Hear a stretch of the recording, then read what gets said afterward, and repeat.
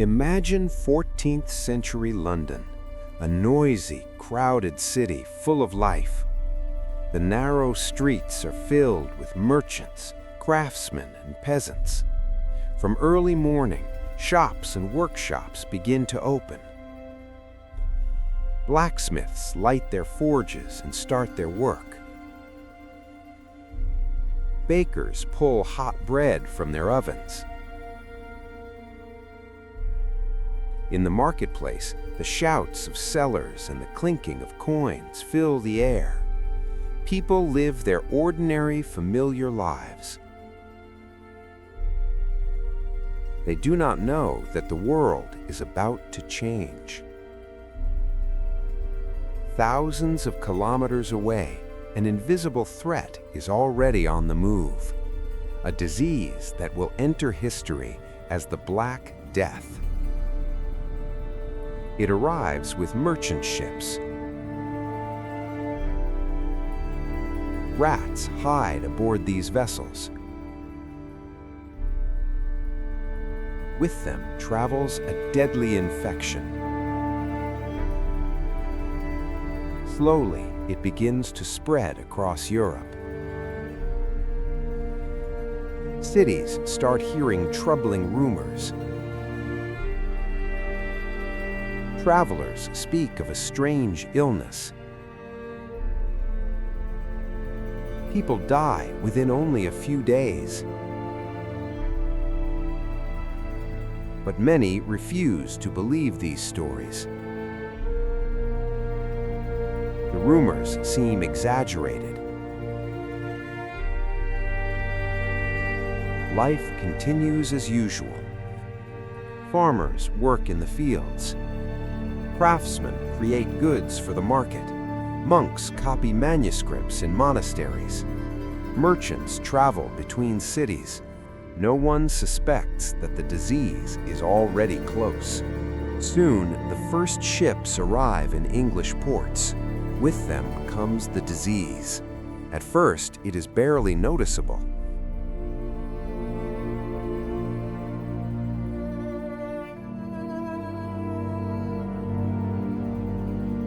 One person falls ill. Then another.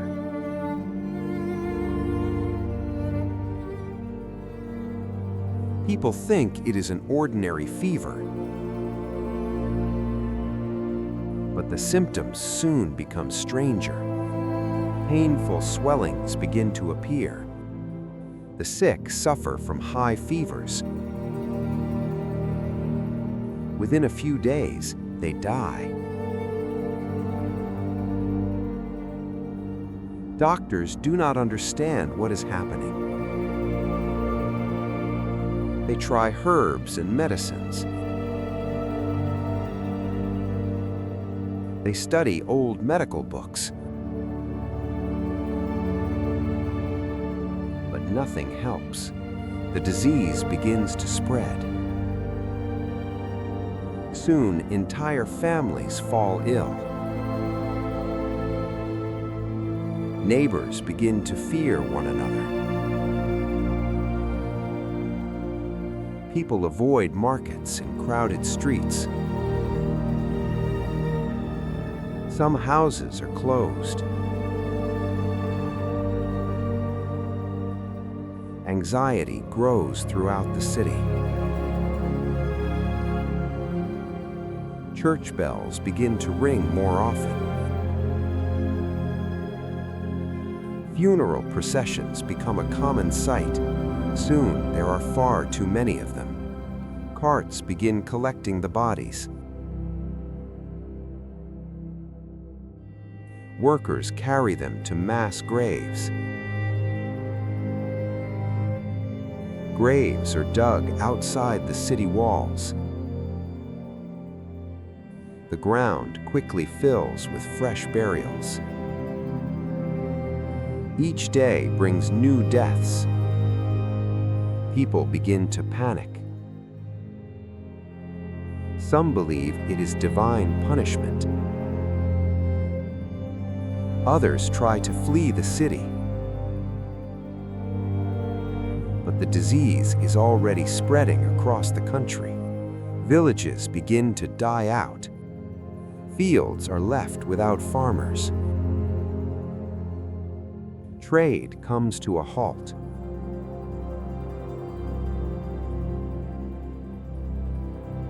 The streets slowly grow empty.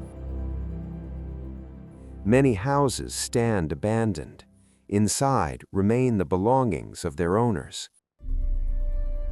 Dogs and livestock wander without masters. Even wealthy districts are not protected.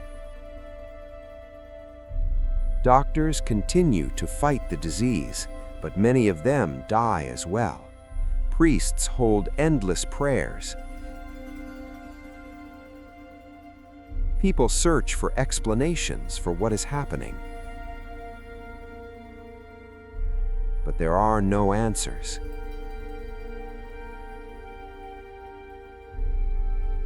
Summer brings new waves of the illness.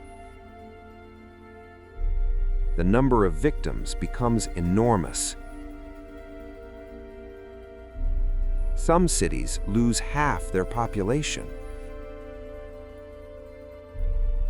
In some villages, not a single person remains alive. Europe sinks into fear. People begin to believe the end of the world has come. But gradually, the epidemic begins to weaken. After many months, the number of new cases decreases. The disease begins to retreat. But the consequences remain. Cities are emptied. Many villages disappear. Fields lie abandoned.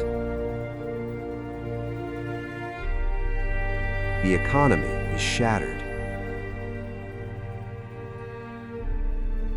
Yet the survivors begin to return to life. People once again step into the streets. Markets slowly reopen. Farmers return to their work. A long process of recovery begins. The world will never be the same again.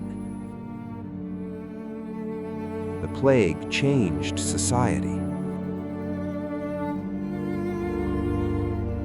There are far fewer workers.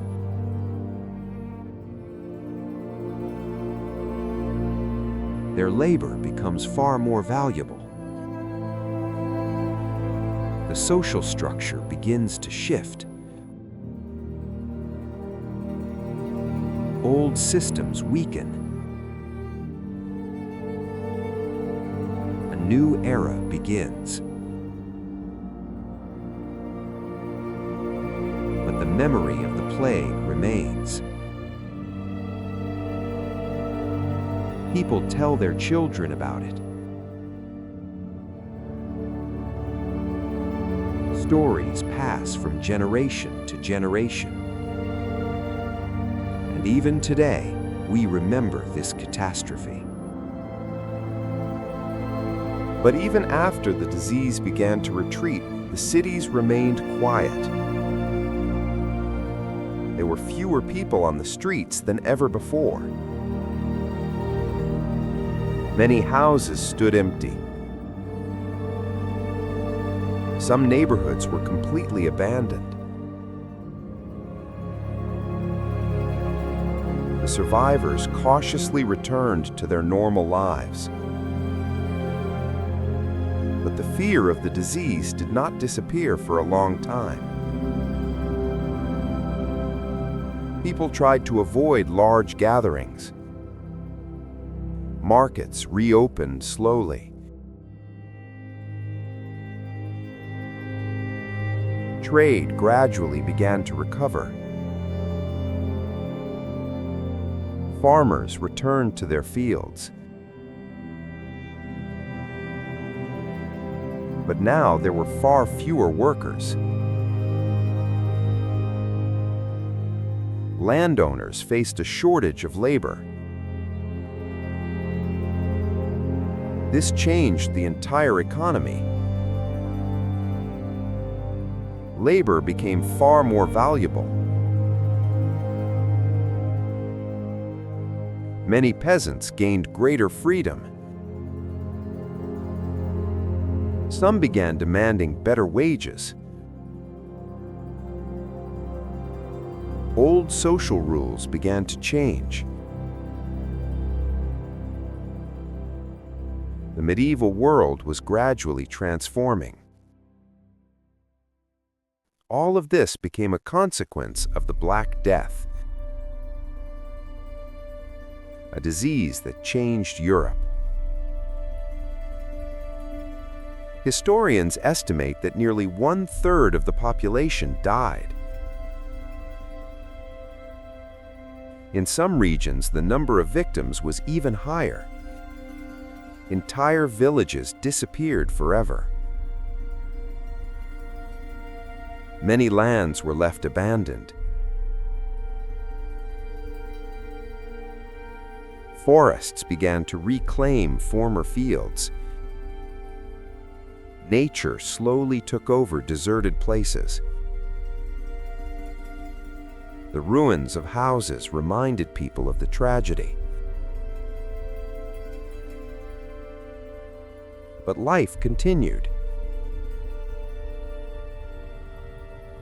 People built new homes. They formed new families. Over time, cities began to grow again. Markets once again filled with people. Craftsmen returned to their work.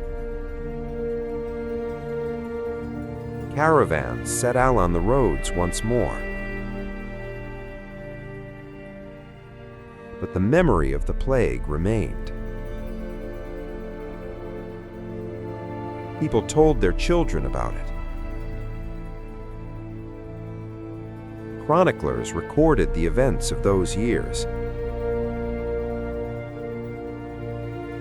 Artists painted scenes of sickness and death. These stories spread across Europe. The Black Death became a symbol of the era.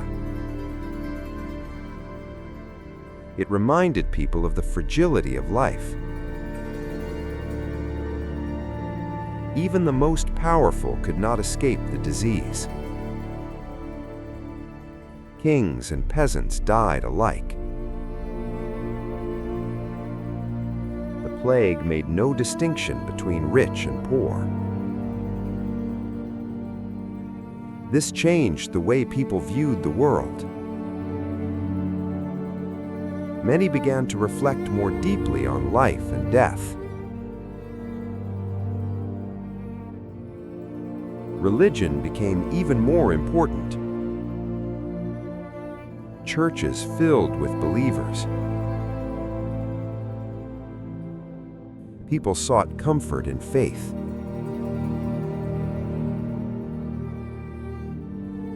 But the fear of a new epidemic always remained. Sometimes outbreaks of disease returned,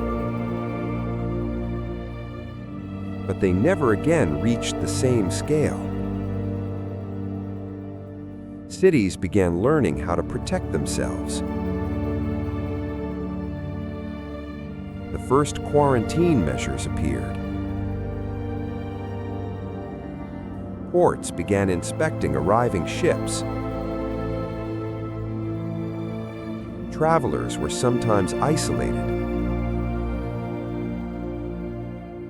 These measures became the beginning of a new approach to medicine. people gradually began to understand the nature of disease. Science was taking its first steps. The world was changing. Yet the memory of the great epidemic remained. Chroniclers described in detail the horrors of those years. People remembered the empty streets. They remembered the endless funerals. They remembered the fear and despair. These memories passed from generation to generation and gradually became part of history. A history that we study today. The Black Death became one of the most terrifying events of the past. But it also changed the course of history. After it, Europe became different. Economic and social changes began. People gained new opportunities. Old structures of power weakened. A slow transformation of society began. These changes influenced the future of the continent. They became part of a long historical process. And all of it began with an epidemic. A disease that no one could stop. A disease that arrived silently. Today, we know much more about the causes of epidemics. We understand how infections spread. Modern medicine is able to fight them. But in the 14th century, people were helpless. They could only watch what was happening and hope that the disease would one day end. And eventually, it did.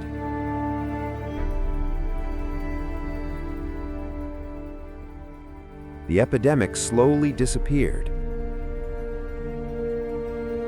but its mark remained in history. A mark we still remember today. The Black Death became a lesson for humanity. It showed how vulnerable people are to diseases. But it also revealed the strength of survival.